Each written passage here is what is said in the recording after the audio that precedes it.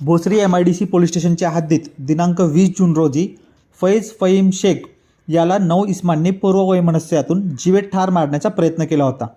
यातील आरोपी विवेक नाईक उर्फ सोन्या, सौरभ भोपले यांना भोसरी MIDC पोलिसांनी अटक करत एक विधी संघर्षग्रस्त बालकाला पोलिसांनी ताब्यात घेतले होते।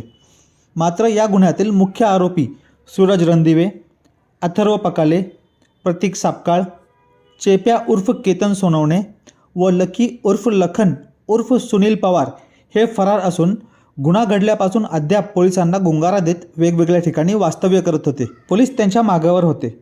तांत्रिक विश्लेषणाद्वारे मिळालेल्या माहितीनुसार त्यांचा शोध घेऊन भोसरी MIDC पोलिसांनी त्यांना दिनांक 31 जुलै व 1 ऑगस्ट रोजी अटक केली आहे व सदर गुन्ह्यात वापरलेली एकूण 3 मोटरसायकल त्यांच्याकडून जप्त करण्यात आली आहे। यातील आरोपी सूरज रणदिवे हा कुख्यात गुन्हेगार असून त्याच्यावर यापूर्वी पिंपरी चिंचवड आयुक्तालय येथील चिंचवड पोलीस स्टेशन येथे एक खुनाचा गुन्हा, निगडी पोलीस स्टेशन येथे गंभीर दुखापत केल्याचा गुन्हा व आर्म्स ॲक्ट अंतर्गत गुन्हा दाखल होता। त्याचप्रमाणे पुणे ग्रामीण हद्दीत खेड पोलीस स्टेशनच्या हद्दीत एक खुनाचा गुन्हा दाखल होता।